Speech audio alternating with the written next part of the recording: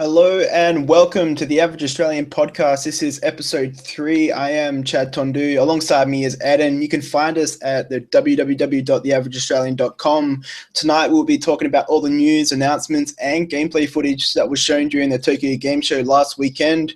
We will give our impressions on a few demos that were released in the past few weeks. All of that and much, much more right now. How are you, Edin? Very well, very well. How you going, man? Yeah, not too bad. Just getting frustrated at the evil within. It's a pretty difficult plat. What have you been playing? Not much. A little bit more Trackmania Turbo. Knocked off a few more tracks there. Still on the easy ones. The green tracks now. So still warming up. And played a little bit of FIFA 17 demo as well, which we'll touch on in a little bit. Yeah, we can go into it now if you want. Like, what's your overall impressions about the demo?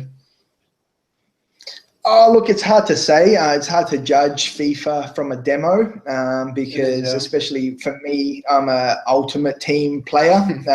So with the demo, they make it basically, you get to play with the sort of best teams and best players, and they just give you a few minutes to sort of try some of the moves. And in general with FIFA,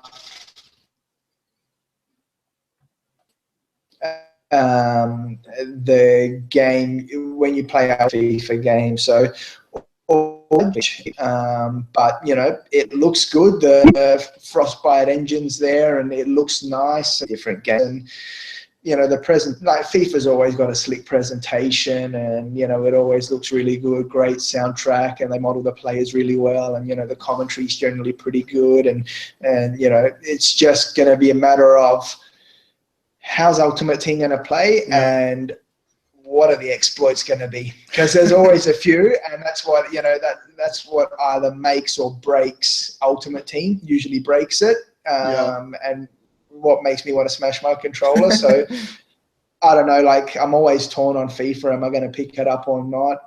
You played FIFA 16 more than I did. Do you actually notice much difference between the engines? Like, I look at it and I'm like, yeah, this is FIFA, cool. Like.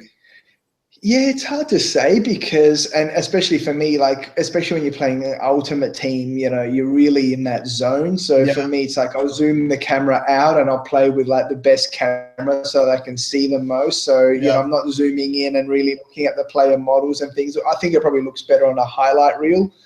Like Pro Club or gameplay trailer. Yeah, but for me, with Ultimate Team, it's really like I'll zoom right out, and I really don't have time to be concentrating on the graphics because it's just all about and trying not to concede, and so it looks slightly better, but hard to say really. I don't know. You probably have to. I think once you play a few games, and you might start noticing like weird little glitches or maybe the smooth animations and things. But you're right. Straight off, it doesn't look like that much of an improvement. What do you think of the journey, the my career, character narration, and all that sort of like footage and all that? Yeah, not really interested in it, to be honest. Yeah, you're not gonna play it.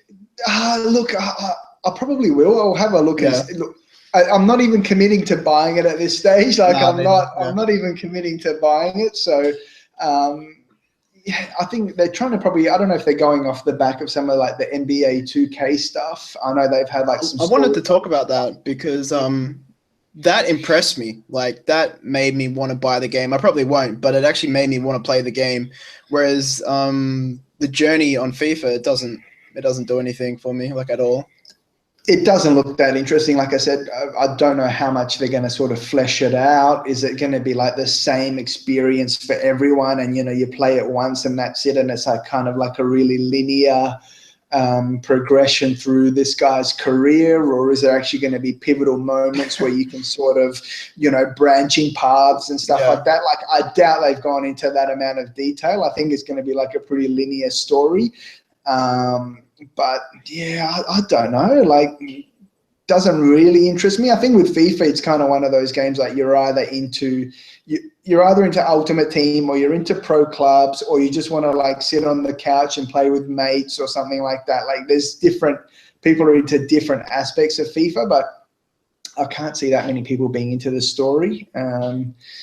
But I guess they're trying something anyway. They're throwing like another feature in there, another, you know, way to play the game. So you can't, you know, you can't begrudge that anyway. Do you like the Mass Effect wheel dialogue? Do you think like they Yeah, needed that or like? that was weird, and that's what I don't know. Like, how much of that is going to actually be like Yeah, whatever you choose? It doesn't really matter, or can you actually, you know, go down certain paths and I'm you know, sure if like you what abuse happens the if manager, it must have some sort of influence. Like it doesn't like. that's right. Like, do Yeah, you get demoted? Do you get sent out on loan? Or like, what happens if you're just an awesome FIFA player? And because from what I saw on the demo, you know, with that story mode, you had to hit certain points within each match to yeah. sort of achieve the rating. So in the demo, is, you know, you had to average 7.0 for a score as your player. You had to win the game and you had to provide an assist. So if you're awesome at FIFA and you just knock off all those challenges, what happens? Like, do you just become like the best player in your team and the story I'd goes a say certain so. way? Yeah. And if you're rubbish, it goes a different way. Like, I don't know how much depth there's going to They'll be have to that, but they'll have milestones like your international career debut and like winning the cup, World Cup or whatever and stuff like that. You'd imagine. well, that's right. And so even Yeah, with those ones, like, do you play every minute of every game, or is it going to be that kind of thing where like, oh, he it's jumps the around. 70, you know, yeah, you're in the Yeah, 75th minute of the World Cup semi-final and you have to come on and all of a sudden here's your challenges. Oh, you guys are down 2-1 and you have to score and provide an assist or something like that. Like, yeah, I don't know how much depth there's going to be to that. Is, you know, how much are they really going to dig into it, or is it just kind of like, oh, here's another? I mean, they're certainly promoting it a lot. They're yeah, they are. certainly Yeah, bigging it up. Like, this is like the big thing for them this year. But that kind of makes me wonder: are they kind of hyping this up because there's not much else? Because every year FIFA is just kind of like, just you churns know, it out. Yeah. minor tweaks and improvements, but at the end of the day, it's just a lob through ball, Do you, sprint onto the end of it and finish it. Like, do you think there's something between like I noticed with the NBA 2K the prelude how much more they offered like as a demo, like it just seems like they're trying to sell it way more than FIFA does. Like FIFA just expects you to buy it, so they're not really trying to like push to a new audience at all. Like FIFA sells a shitload of it copies. does, yeah. That's the thing. Like, FIFA is a huge seller, and I think because video game coverage is very US heavy, you don't hear much about FIFA because the US sites just don't focus on it. Like, you No, hear they a lot don't. about Madden, you hear a lot about NBA, you even hear a lot about like NHL and stuff like that. But if you look at the numbers, I think FIFA destroys pretty much any sports game. I think even if you ask Even EA Madden? Sports, so I think Yeah. so. I think FIFA is Worldwide it would, yeah. huge in the UK. Yeah, worldwide. Yeah. I'm sure it sells like 10 million plus, Yeah, easily, yeah. maybe even more. And I don't know if Madden sells that much these days. But I think you just don't hear enough about it, or you don't get if soccer or football was an American number one Yeah. sport, with the amount of copies that FIFA sells, you'd be hearing about it all the time It'd from get more focus in the IGN and things media. like Yeah. that. Yeah, it would get so much, and you know, people would then really like scrutinize Ultimate Team and all these sort of things and microtransactions and whatnot. But just because it's so European focused, you just kind of get that token coverage on IGN, like, oh, here's some British guy that works in our UK office. What do you think about FIFA? Oh, yeah, it's not bad. Oh, yeah, all Yeah. right, make fun of his accent and move And on. cool. Yeah. Do you know what I mean? So Yeah. the thing about NBA, like, and that's the thing, like, for us, basketball's not as big. No, it's not. Yeah. And, you know, every year I read about how awesome NBA is, the 2K series is, and, you know, the graphics on that just look amazing and stuff like that. And see, with NBA 2K series, you do hear a lot of people griping about the microtransactions and things like that. Like, apparently, like, it's almost like on the level of a free-to-play model in that game, like how much they push you to buy real-world coins and Oh, stuff really? like that. Yeah, I mean, it's quite, you know, people complain about it a fair bit, that it is very, very heavy on trying to get you to buy coins. Okay. And even in the I hate demo, that. there was that. Yeah, Can't stand it. and even in the demo, there was that where they even had, for you to like upgrade the stats on your player, you would actually go to the store and you would purchase upgrades and then basically check out. So Wow. it was almost like, yeah, there's a real heavy focus It's like the on default the setting. Yeah, that's right. Yeah. It's like, yeah, add it to your card, add stats to your card. It's a bit weird. But see, that's the thing. Like that stuff gets a lot of scrutiny over there, whereas like the FIFA stuff Doesn't. But on the other hand, like I don't feel like the FIFA microtransactions and things like that are that insidious. Like they're not too bad. You can generally get away with not having to buy packs. I think I'm people not sure. buy them. There is microtransactions for like Be a Pro and that. Is there like Korea? I know there is for I don't even Team. think so. Yeah. I don't think so. I think it's really only Ultimate Team. You know, you can buy the FIFA points to open the packs, and I think people definitely do spend a lot of money on it. I think it's a massive cash cow for them, especially since they really cracked down on that transfer market. Yeah. And all the sort of shenanigans, the gold mining, you see the that gold YouTuber get banned and all that sort of for like gambling, like for the trading coins and all that. Got like big YouTuber banned. Yeah.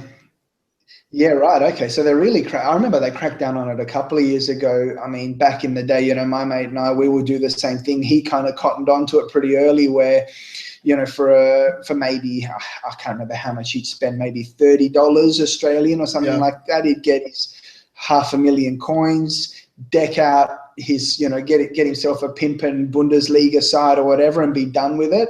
And they've really sort of cracked down on that now. They've capped the value of certain players.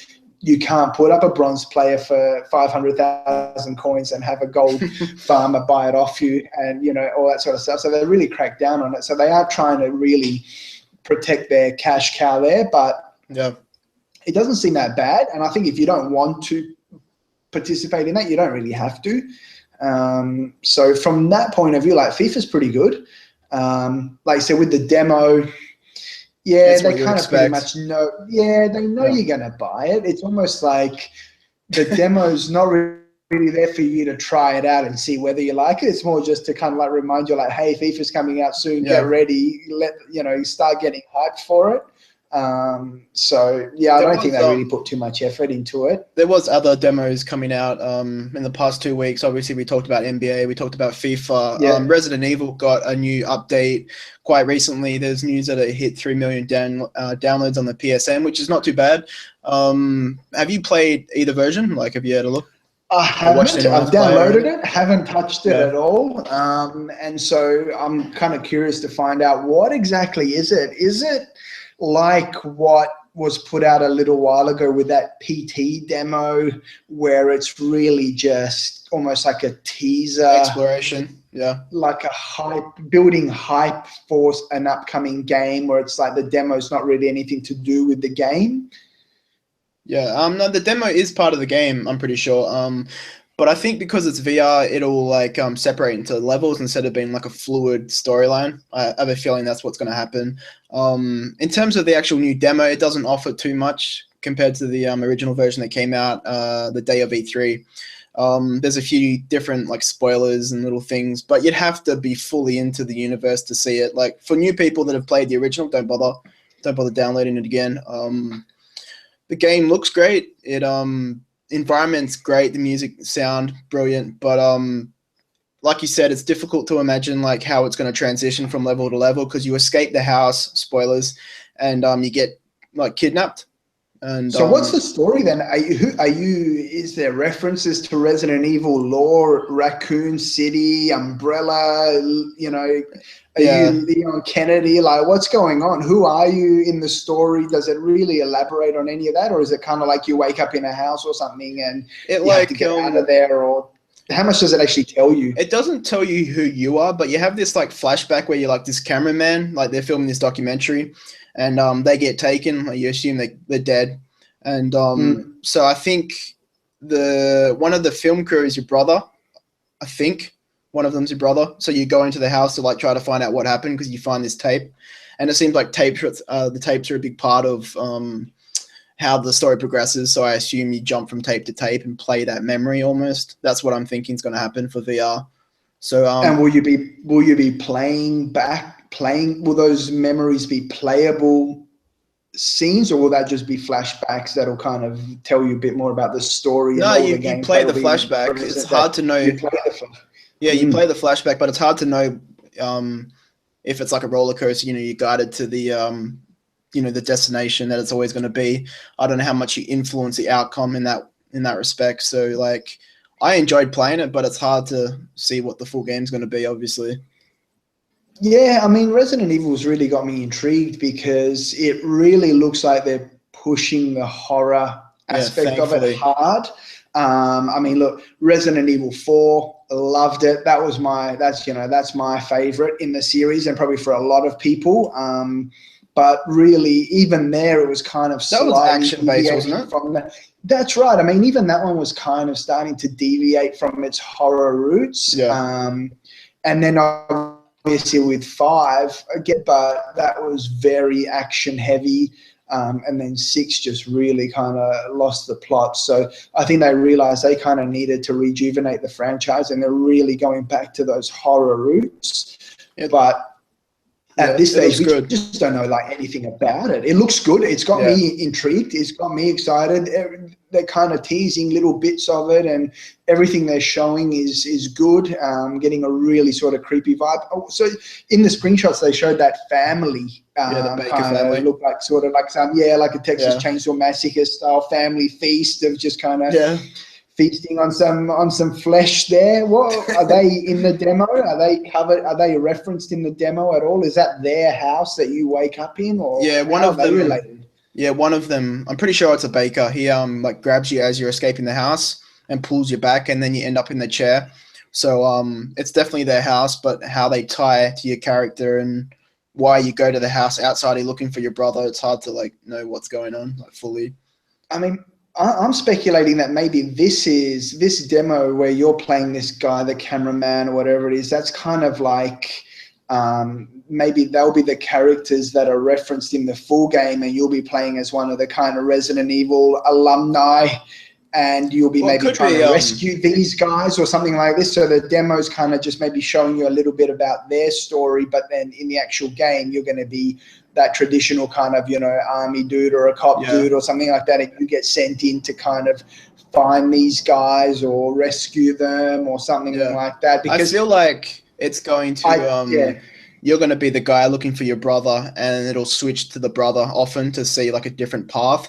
And because in the demo, if you unlock certain things in the actual flashback, they open up in like the real story. So like if you unlock a hidden door, the door will be open. Like when you're in the actual event. Okay. Yeah, so it has like a relationship between the two. And so the whole thing is first person as well, is it? Yeah, it is. Yeah. Okay. Yeah. So I mean, that's the thing. Like I just think at this stage, haven't seen enough. We need to see combat. Haven't seen enough. Yeah, have to see the combat. Is it going to have that classic Resident Evil style? Can it with VR?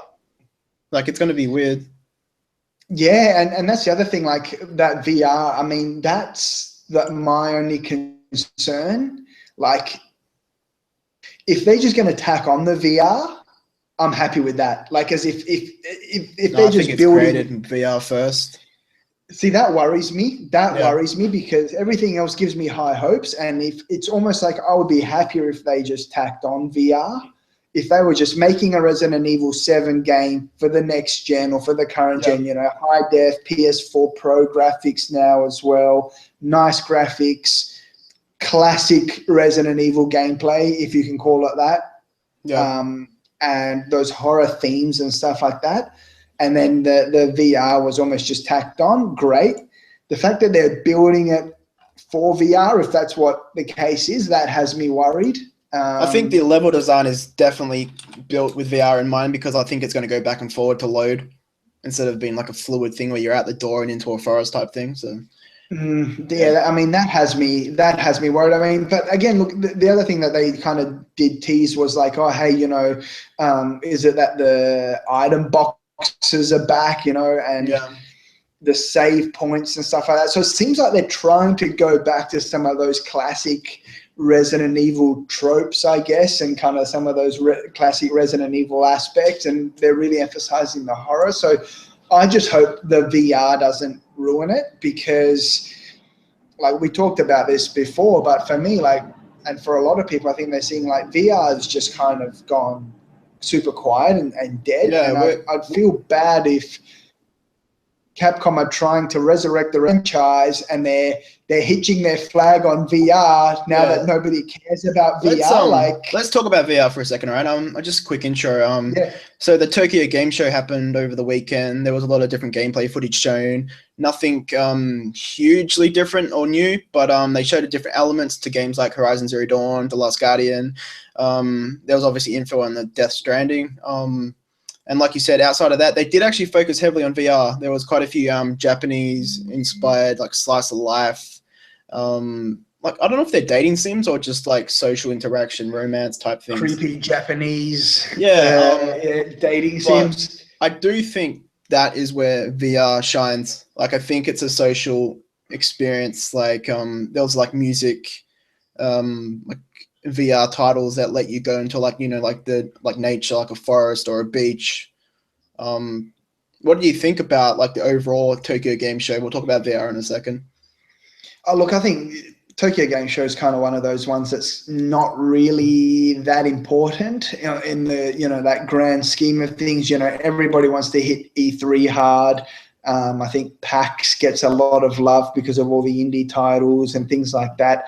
And I think Tokyo Game Show is kind of that one at the end of the year where they're just kind of like trailer after trailer, and you just kind of see that Japanese game development's kind of really fallen off, and there's just not that many like unique titles coming out. And but there's actually news. I mean, the Vita has sold more copies in the PS4, 5.1 million and 3.1 million. That must have an influence on like how much this event is publicized, hyped up. Well, and from what I saw on the news, they also announced new Vita colors, new Vita designs. Blue, right? I think different colors. Yeah. So that's So it's like they're still making it. That must mean that they're actually actively making more Vita hardware and boxing it and sending it to shops. Well, mobile gaming kills consoles in Japan, right? So yeah, I assume Vita's just a part of that. Yeah. The market has really shifted in Japan, big time. And Tokyo Game Show kind of makes you see that, where they really don't have much to show. And it's one of those trade shows where there's really no one's going to blow the lid off the place with some massive announcement. Like, were Microsoft even there? I don't think so. Microsoft don't even. I mean, they've got there's 3 Xboxes in Japan. Like, they don't even bother. It's a Sony event, but I'm surprised Zelda wasn't there at all. Like, they have been there before, Nintendo.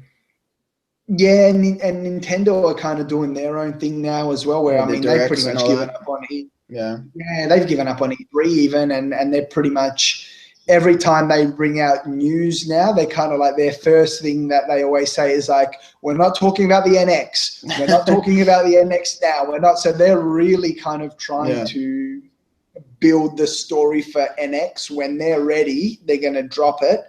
And, NX is going to be something else. That's going to be super exciting when they actually do decide to do that. But, just going back to Tokyo Game Show, there's, nothing really terribly exciting. So they did show some. The Romance VR doesn't make you want to get a headset? No, nothing makes me want to get a VR headset at this stage. Nothing makes me want to pay $5.99 to strap this helmet on my head and there's just nothing compelling about it. Maybe Resident Evil will be the one, but for me, I'd rather just play the game. Resident Evil the way it's meant to be. And like I said, I really hope that they're not putting all their eggs in one basket here and thinking that VR is going to be the saving grace for this series. I really just hope that game can stand alone. What about Horizon Zero Dawn got a new trailer? I actually really liked the Japanese voice in it. It was like kind of funny. I thought they didn't show too much different. The gameplay was exactly the same as E3, but they showed a bit more of the RPG elements. You actually can customize your appearance dramatically, and it buffs your armor and stats and all that. And it seems to be heavy into RPG, which I'm personally loving. Yeah, I mean, the more RPG elements, the better, I think, in that game. From what I understood, it would kind of they that they wouldn't be going too deep into the RPG stuff there, but Yeah. I'm not 100% on that. If they do, I think that would be great, because if that game is the bigger and better that game can be, like, I'm all for it. You know what I mean? Like, the more in depth that they go with upgrade and armor and weapons and combat and all that sort of thing. That's my only concern, is that sort of not showing too much more, because maybe there's not that many more tricks up their sleeve. I think for there's that enough. game. We've seen enough, yeah. I think when's it come out? Is it March next year? I think it is, right? I think it's March next year. So look, we've seen enough. Such high hopes for that game. Yeah, I really hope that there's a lot more up their sleeve for that. We'll actually see once we start playing the game. Because my only concern is that it's just going to be a repetitive, and then that's why they're not really showing too much more. You like I mean, I do, but I think this game has the potential to be so much more. I agree. Yeah, and like you said, it's been in development for a long time. I hope it's got the depth and the legs. That I want to go on record here. I'll go on record here and say next year this wins Game of the Year if it has a good story. I think it's the music, the footage, the character, like Aloy. She's like a great main character. And a good story in this game wins Game of the Year for me. Well, that's a huge call. That's a huge call for a title coming out in March. Yeah, I think so. Considering, who knows what kind of stuff is going to be out there next year. But it's from the titles that we know are releasing next year, then I'm happy to go along with that. But I'll reserve judgment until a bit closer to when it gets released. We'll continue on. There's another game. I think it's pronounced Neo. It's this is a game that's been stuck in development hell, much like The Last Guardian almost. I think it's almost been 10 years since this game was still slated to come out. So it's been stuck for a long time. I got invited to the alpha demo. This would have been 6 months ago, I think. It's like a samurai Dark Souls. Very, very hard. And as I said before, I think I said it in the first podcast, it has performance and visual toggles. So I think like the PS4 Pro is probably something this is designed for. But it looks pretty good. Have you seen any of the footage?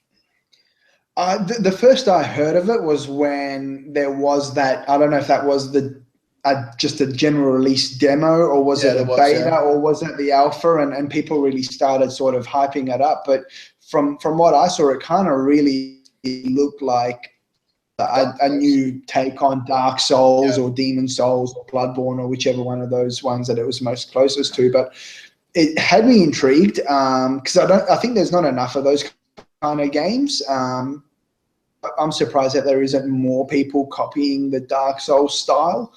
But yeah, looked, from what I read, people were saying that game was super hard. So I mean, it is, yeah. Do we know when that game's coming out, or has there been any more talk about that game? Yeah, it got a release date at TGS. It's 9th of Feb 2017, so it's pretty close, I guess. It looks like it has co-op like Bloodborne, so I mean that's a good thing. That's with Bloodborne, you like summon a friend in to help, and then the monsters scale. And can you also invade? Can they invade your in Bloodborne? game? You can. I'm not sure about Neo. I'm not 100%. Yeah. But the TGS had a new demo that people could play, so it looks pretty good. But if you don't like Dark Souls, you're not gonna like this. So it's that same style, methodical combat. 100%. You got to backtrack, you parry, really like a one-on-one fight. Yeah. In the alpha, I died like 14 times before I killed 5 monsters. Like, it was ridiculous. And I've played Dark Souls and Bloodborne. It's not like I'm an idiot. So they've taken the difficulty just to the next level. They've so this is for masochists only, right? This is So who's making that game? God. Is it a Japanese studio? Is it? Yeah. Let me have a quick look here. I mean, I'm surprised that you say that game was in development hell, because that's really the first I've ever heard of it. It sort of started catching some buzz in the last few months.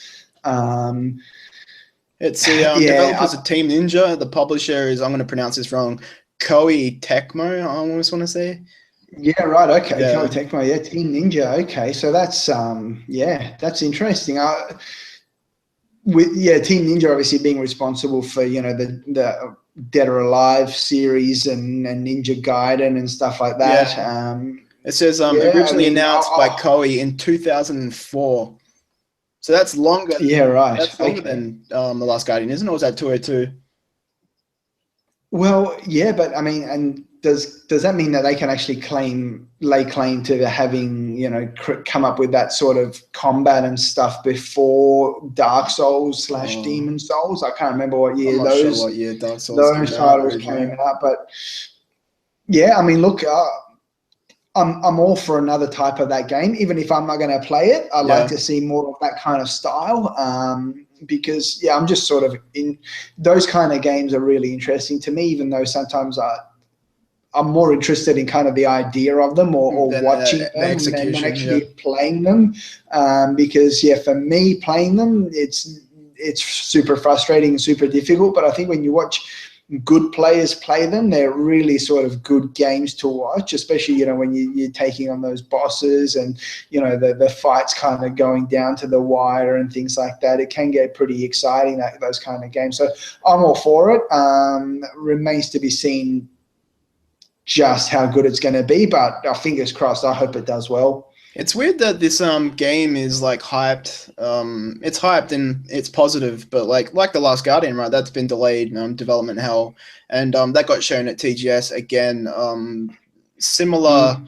trailers, not much change, but there was a 20-minute gameplay behind closed doors to like the media. Did you see that? It's on YouTube Yeah, if people want to see it. Yeah.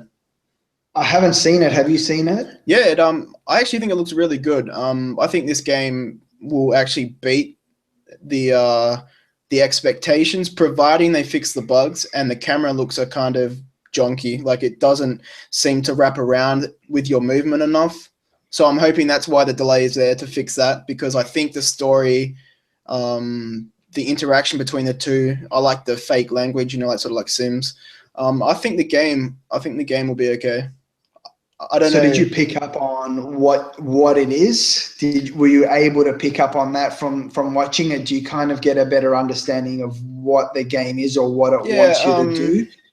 I'm probably gonna make fanboys mad here because I've only followed this game for like 2 years. But Yeah, picture right. Uncharted climbing, Un- like Uncharted. the climbing, and then it's like puzzle solving. Yep.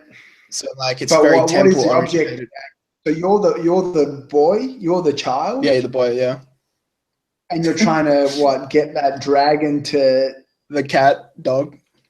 the dog, The cat dog. the Yeah, beast, the whatever it is. I don't know. I don't And you're think they've trying to told the get. story, have they? Yeah, look, I mean, and this. I think they're not going to fix the camera. I think that's a part of The PS2 culture, like back in the day. the charm Yeah. slash. It's a Japanese title. Team Eco, they made Shadow of the Colossus. I love that game. That game was Yeah, brilliant. that game's amazing, and that game's kind of in everybody's hearts as like this amazing game. Yeah. But even that game kind of Had has some camera. janky Yep. controls and janky camera and stuff like that. And that's almost kind of like you almost expect there's with Japanese games that there's always something like that that's a little bit janky or a little bit quirky or a little bit broken. Another classic example is like the Dead Rising series. Remember when Dead Rising first came out on Xbox 360 and everyone was just blown away. I remember I was blown away by it at the time, but it had that weird mechanic where it had the time-based mechanic, I hated that. where it's like you can yeah, Medicine do you thing, know what I right? mean? And for example, yeah, Yeah. yeah, or even the control scheme in Dead Rising when you actually went into aim, it kind of went into that Resident Evil Yeah, it did. Yeah, but control on the scheme. shoulder type thing, like Yeah, yeah, but the aiming was with the left analog stick. Do you know what I mean? So there's always like Japanese games always have like this weird, quirky design choice or something that makes them a little bit different. So I actually don't think they're going to fix the camera on The Last Guardian. Even if they wanted to, I don't think they got the time to do it anymore. I think they've pushed it back now 6 weeks. I think that's it. I think they've got bigger bugs to fry. Yeah. They've got bigger bugs to iron out before they can even release that game. So it's probably all hands on deck to try and get it as polished as possible before it comes out. Do you think it lives up to the hype? I still don't know. Like I said, I need to go and watch that gameplay footage. Yeah, you should. It's interesting. I mean, you'll see what I mean about Uncharted. It'll make sense. Yeah, okay. I mean, look, for me, the Uncharted climbing was never really terribly exciting anyway. So hopefully there's not too much of that, because it was almost kind of like there was no challenge to the Uncharted climbing. It was kind of, a means to an end. Move the analog stick and he'll stick his arm out and you can just kind of go to the next thing. So if there's a little bit of that traversal, platforming, cool. I'm curious to see. Yeah, and so with janky controls, that's a bit of a worry in terms of. I don't know about the controls, but the camera definitely. Yeah, and like you said, a lot of this stuff is. I mean, this was a PS3 title originally, wasn't it? So a lot of that stuff is legacy, and they probably just don't have the time or the resources to fix it, or a little bit of that. Sometimes with those kind of games, it becomes a bit of the charm or the quirk that it kind of has some difficult elements that you have to grapple with. And even like Resident Evil's like that, you know what I mean? Like you compare Resident Evil where, you can't walk and aim at the same time. Do you know what I mean? That is weird. That's one of those things where like for people who are playing like Call of Duty or Battlefield or whatever, these kind of American, first person shooters and action games and things like that. Exactly. Even that kind of doesn't make sense, but those kind of things kind of work their way into their game and become a bit of a part of the almost like, lore of the game. Do you know what I mean? So, look, I don't know what that game is. I don't even know what to expect anymore. I think the biggest problem it faces is like its audience.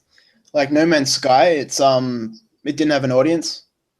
So a lot of people bought it and then were upset because it wasn't what they expected it to be, or it wasn't what it was, hyped up to be. And obviously, The Last Guardian hasn't been hyped to that level. But like a lot of people, like I've followed it and I still don't fully understand what the storyline is like. I don't think anybody really does, and that's one thing. And then, like you said, it is, and like I said, probably nobody. The Sony and these guys, they really didn't even expect it to get to that level. Because I just thought, here's a little teaser for it way back whenever they showed it, 10 years ago, and they probably thought, it'll come out in a year or two and it'll be an all right game and people will play it and move on, and now it's just become like the stuff of legend. Yeah. It's hard to match that. You touched on that. Well, and it's got that, like you said, it worries me that it's got that same kind of following that No Man's Sky did, where people are kind of into something that it's probably not. And the minute it doesn't meet their unrealistic, what I don't like is that the people who build those things into that are the same people who, the minute it doesn't meet those unrealistic, made-up standards that they just invented and put on that game, they're the same ones that are then just going to tear it down and get on Twitter and send death threats and all this sort of stuff. And do you know what I mean? They're the same people. So that's what I don't understand. Like they build the game up into this thing that it just can never possibly be. And then the minute that it's not that, which it never was going to be, or they said that it was going to be ever anyway, all of a sudden they destroy it. So they're almost like backed into a corner now, Last Guardian. And like, I just think that they'll just be really happy to get that game out. But fingers crossed. I mean, I hope it's good. The thing I like about it is that it just looks like something different, It's not a first-person shooter, it's not a third-person shooter. It's not a MOBA. Yeah, the art style it's unique and it's got that kind of just quirk and charm. And so if they can deliver, I'll be so happy. If this game does actually become the stuff of legend and actually like becomes a cult classic, I'll be super happy. My only other concern is that now that they've pushed it back, it's going to come out just before Christmas. FIFA's already going to be out. Yeah. You know, NBA, Madden, whatever, Call of Duty, Battlefield, everything's going to be dropping. Like, there's just a million titles coming out. Final Fantasy 15 will be out by that stage, I think. So is it just going to, like, even the diehards, are they actually even going to pick it up, or is it just kind of, or is it almost going to be like there's all this hype, and then when it comes out, people are going to be like, oh yeah, it's pretty good, and then just completely ignore it. Do you know what I mean? I think so. Yeah. It's hard to even predict what kind of reception it's going to get. I hope it doesn't end up like The Order. Like, I hope it's better than that. Like, it's got to be better than The Order. I mean, like, I haven't actually played The Order, but The Order was one of those games that I had high hopes for, and the kind of previews and things had me hyped up for it, and then when I actually saw what it was, I actually had no desire to play it. Apparently, people say it's the best looking game still on the PS4. Still to this day. And I know a few people are kind of bitter about the black bars and the widescreen and that kind of stuff and all that. And I think I probably will play The Order at some point just to get the platinum and just to have experienced it and those graphics and things, but. Yeah, I don't know if they're the same kind of product, just because The Order was all about the graphics. Last Guardian seems to be more about the story, the character and the story and so. Yeah, I don't know anything about this game anymore. I'm more confused now than I was before. Like, I really don't know what to expect. That's why it's like No Man's Sky for me, because the more I see it, the more I'm confused. Yeah, No Man's Sky is probably a better comparison. It is, But again, like, I think we just touched on that last week when we talked about it, where with No Man's Sky there was all this kind of, you know, the hype circle was going between the developers and the fans and things like that. Last Guardian, like I said, they haven't really said much. They've just kind of shown it a few times and said, here it is, make of it what you will. We're not promising anything. You'll be happy to know I found a game worse than No Man's Sky, and it was at TGS, and it's called Metal Gear Survive. Now, I don't know if you played Phantom Pain, but that game was brilliant. Like, it almost... You're the Metal Gear fanboy, not me. I haven't touched a Metal Gear game since, I think, Metal Gear Solid on PlayStation 1, which I did really like. But I'll let you talk about that. Obviously, things going on with Metal Gear and Konami. Kojima's gone. Yeah. Konami, are they even a video game company anymore? They've got two games pretty much. They're trying to push mobile content at the moment. Yeah, and I think apparently they're like big in the pokies in Japan. Making machines and things like that. Okay. So that's where they make their money. But really, they've got the Metal Gear franchise, whatever that is now, and they've got Pro Evo Soccer, which no matter how good that game ever is, no one's going to pretty much buy it or about it really, which is kind of sad because it always gets good. Well, and I think this year they've actually made it really easy to do what everybody did in the good old days, which was basically upload your own names and kits and things like that. So even on PS4, because they seem to block every sort of mod. Well, yeah, I don't know how it's going to work on PS4. I don't know if it'll just be like that. It'll be an editor in the game and you'll have to just manually go in and edit it, or will you be able to somehow upload a save file or something or whatever? But I think they're kind of pushing that aspect of it, because that was what everybody did back in the day. I mean, I know we did it. I think Pro Evo Soccer 4 on PS2 that we just played the shit out of. That was the days when FIFA was just terrible. It was, like even with the license and stuff, you just didn't care. And Pro Evo in those days, everyone was kind of willing to not worry about the names, and you kind of know,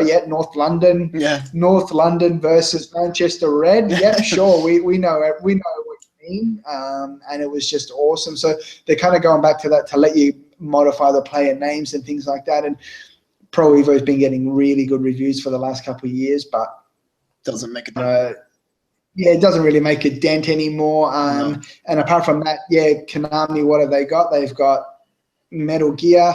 So now I guess that now that Kojima's gone, it's time to start milking the franchise. So Survive, tell me about it. Oh, I wish it didn't survive. Like honestly, like Metal Gear, it's always been political. It's always been about espionage, about like the hidden shadows, like the Illuminati and all that sort of thing. And so they take the Phantom Pain universe and they put zombies in there for some reason. Yep. It's co-op. Why not? Yeah.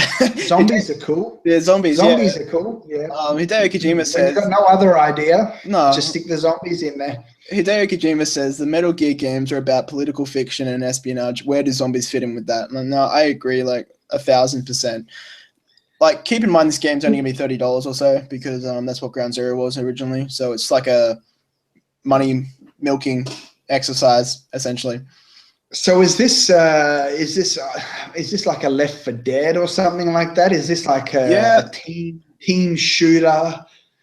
It's more stealthy, but yeah, the Left 4 Dead's a good example because it's like an extension of the main game essentially. So, I mean, I'm not that excited about it, and everything I'm hearing hasn't been positive. So it'll be interesting how this sells. I don't think it will. Personally. Yeah, I'm surprised. Like, I don't know why. Is it just that they're trying to keep that Metal Gear name alive now, and they're just kind of throwing stuff against the wall and trying to see what sticks? Like, hey, you guys like Metal Gear and zombies? It has co-op. Like, yeah, here you go. And it's co-op, and it's got like Konami. They're hardly a game company anymore, and I think they're just so out of touch. I don't know what's going to happen with the Metal Gear franchise going forward. Are they just going to start milking it, or are they going to try and offload it or something like that? Like, what are they even going to do with it going forward? From what I'm seeing, it's getting pretty bad feedback already. So it's kind of, I don't know, is it already dead in the water? Or is it people hate it, but because it's got Metal Gear on it, it's going to just sell millions and people are going to buy it and hate it and keep playing it and keep telling everybody how much they hate it, but it's still going to sell and it's still going to make money for Konami. Like, I think if Hideo was involved, it would sell, but I don't think it's going to sell now. So if Kojima comes out and just says, this game is terrible, don't buy it. Yeah, if he just puts the death knell on it, is that it? Like, that's it. It's game over. You as well. I'm asking you to represent all Metal Gear fans here. A Metal Gear, is it that you're a Metal Gear fan or you're a Kojima fan? Which is it? I think you're both. You're a Hideo and a Metal Gear fan. They coincide. So I don't buy another Metal Gear game. But without Kojima, there's no Metal Gear? No, not in my mind. It's over. Metal Gear is done. Revengeance? What about Revengeance? That was a non-Kojima game that everybody kind of really liked. And that was okay. It was a unique twist on the game, yeah.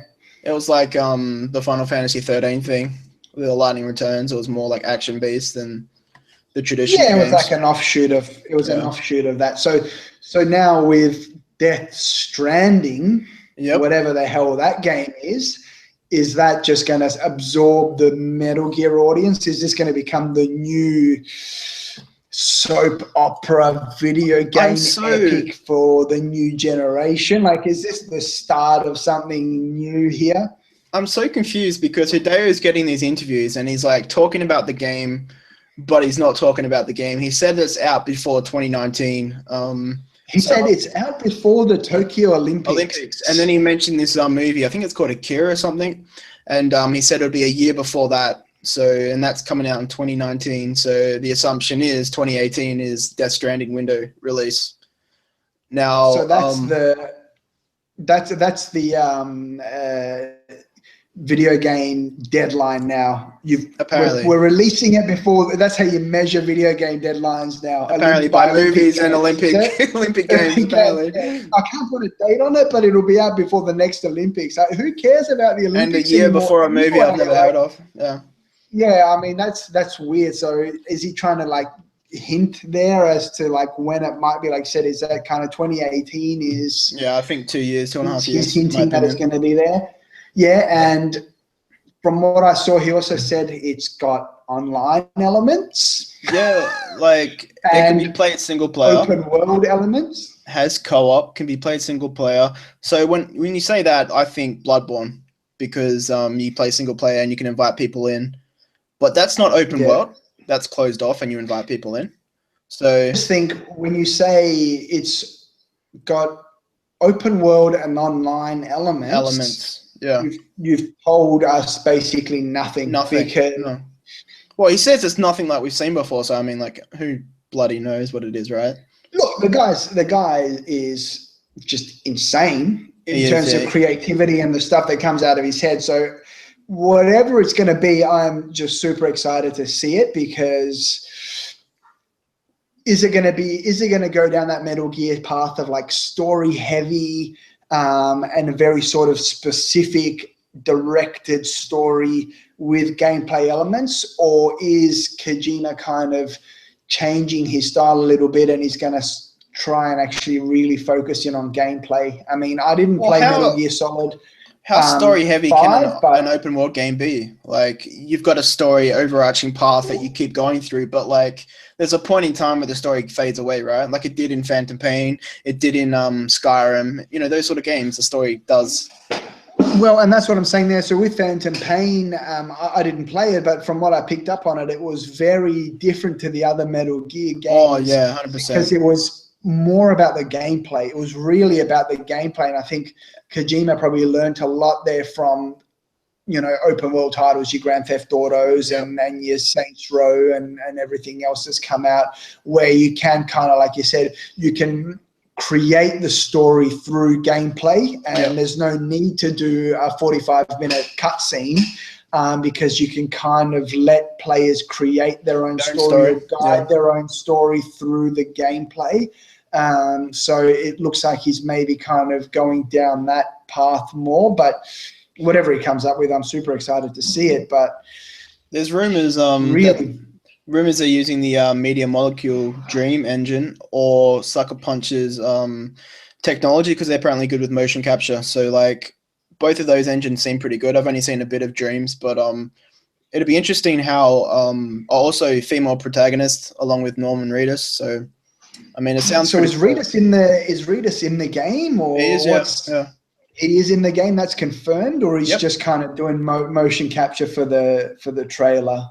No, he's the main character along with whoever this female protagonist will be.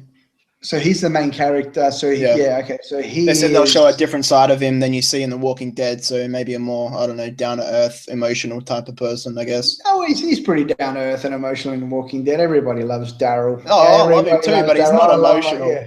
He's not emotional. He's got that kind of. He's a little bit of a nice guy there as well. Only if someone steals his crossbow or the bike, like that's the only time that's right. Sort of, But I mean, it's too early to even be speculating about this game. I think I'm just happy to see it kind of.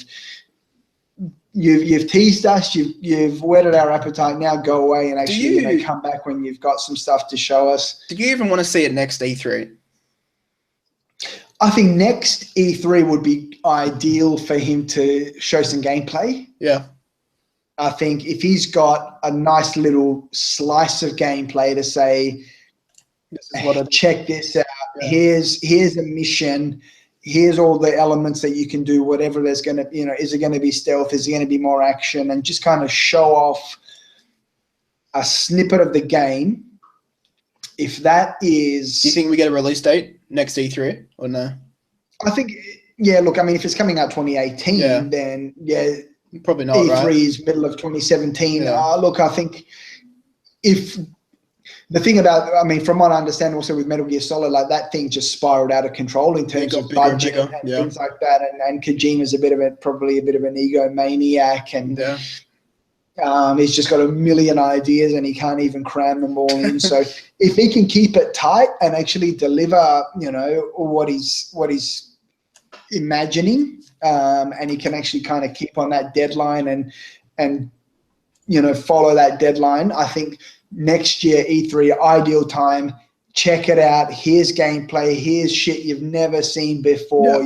This is Kojima's take on open world. This is like, because the thing about open world games is it's almost time for someone to kind of reinvent it a little bit, you know, like GTA set the standard and everybody's kind of just following the formula now. Like Yeah.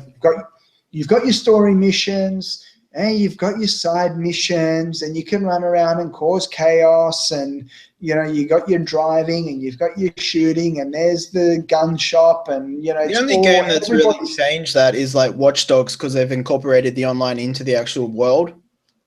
That stuff was interesting. Yeah. So that's a good point. Has Kojima kind of played a little bit of Watch Dogs, and like you said, the Watch Dogs multiplayer, and then, you know, a bit of that kind of Dark Souls, Bloodborne multiplayer where you can invade and all that kind of stuff. Is he cooking up something big in that space? I hope so. That could be interesting. Yeah. That could be super interesting. Because the Watch Dogs multiplayer was pretty cool. I thought it was underrated, personally. Yeah. I mean, that one and I think from what I hadn't played it, but I think that was actually in some of the Assassin's Creed titles as well, where there was that kind of similar elements. And I thought that was actually really cool. So that's what I'm wondering, has Kojima been inspired by some of that stuff? Where, you know, the people invading your world and things like that kind of stuff, that could be really exciting. That could be interesting, especially to see his take on that. And that's what if he's got something new to say about open world games, that could be awesome. I'm really looking forward to it. I'm just curious, like, how do you have invasions if it's open world? Like, it's going to be interesting how it stays like it's an online game with invasions, but open world, it just seems to clash. But like, we'll see what happens, I guess. In terms of other Tokyo Game Show games, were you interested in anything else? Like Persona 5, I adore. I saw some footage of it. I love it. It's already out, obviously, in Japan, so we have to wait. There's not much you can say about it. But what about like Gravity Rush 2 or Yakuza 6? Anything else like interest you? Or? Look, none of those titles are really up my alley. Yakuza is another one of those titles that always kind of looks really cool, and it's always one of those ones like, I'd like to play this at some point, but then you never get around to it, and it's one of those kind of quirky titles as well, where there's just a little, you know, it's called the Japanese GTA. It always has been. Yeah, but kind of less refined and a little bit kind of more weirdness and things like that. Social elements, yeah. Yeah, so not much interest there. I know you're a big Persona fan.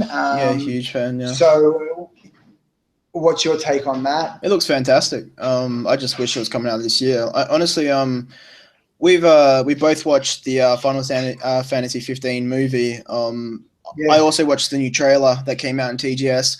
That and the movie has sold me on this game, like 100%. Bought a ticket on the hype train. I'm full on board for this thing now. Like, I really enjoyed the movie. I thought the movie was really good, and it really set the tone.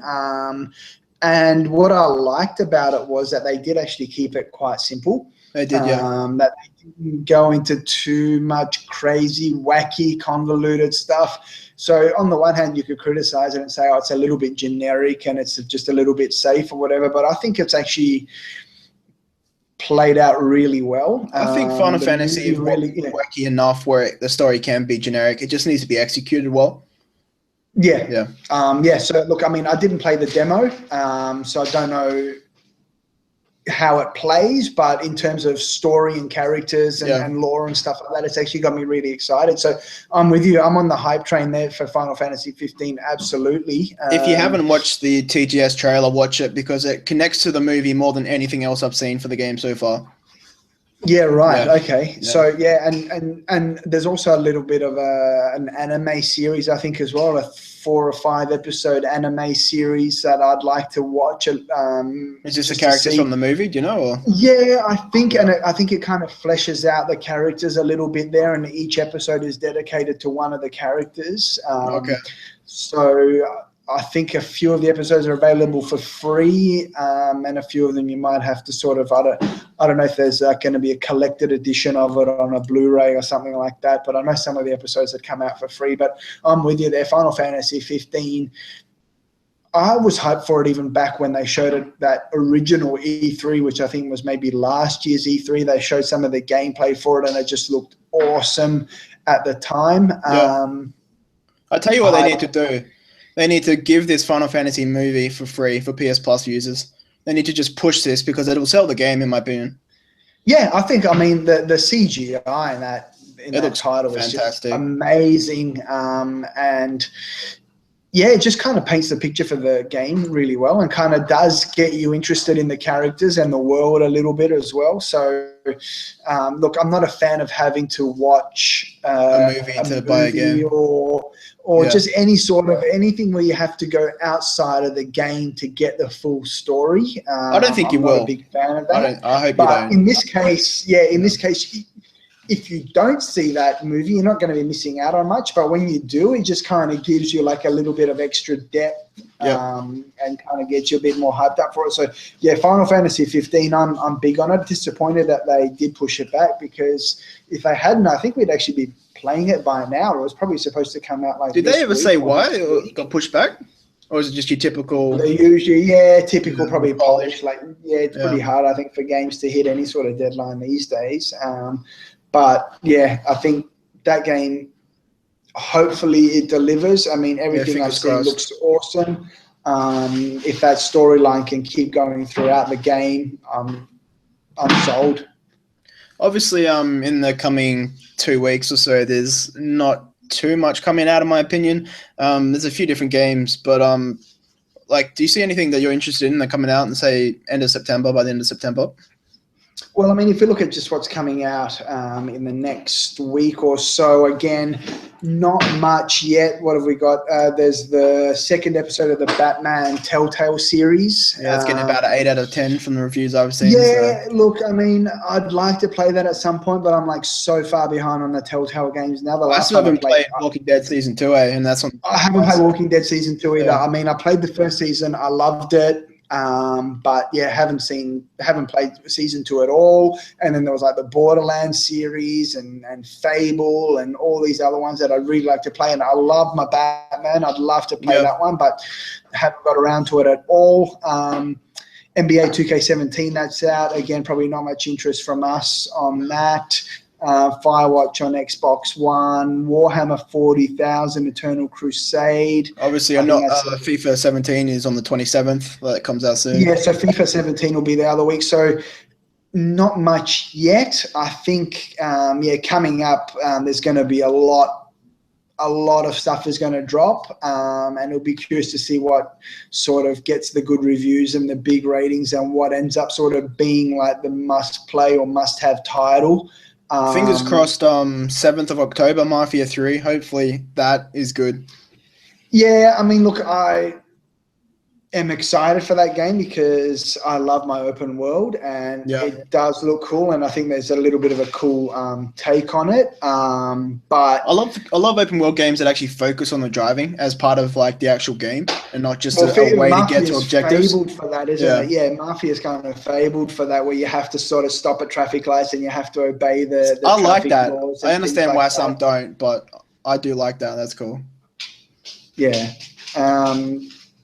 But having seen some of the gameplay for it and reading some opinions and things, it could be that Mafia is a little bit generic. Oh, really? I hope not. Yeah, I mean, and look, and that's just kind of internet forum speculation and things like that. But from what I'm seeing, a lot of people aren't really feeling the hype for it, and it could just be a typical sort of open world game. But for me, that's probably enough at this stage because, like I said, I love my open world. So picking that one up, but it has the potential to go bad. So we'll see. Yeah, we'll have to see.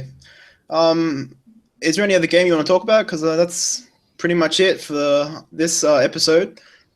Yeah, I think we've sort of covered everything there. I think, we'll have a look at what's coming out next week and the upcoming weeks. But for this week, probably not much to get excited about. So probably back to Trackmania Turbo for me. Well, good luck with that because I saw you play it and you need some luck. 100%. Oh yeah, look, you do need a bit of luck in that game, but it's all about skill. Well, thanks for joining me, Edin. That is episode 3, and Thank we you. will see you guys later. Peace.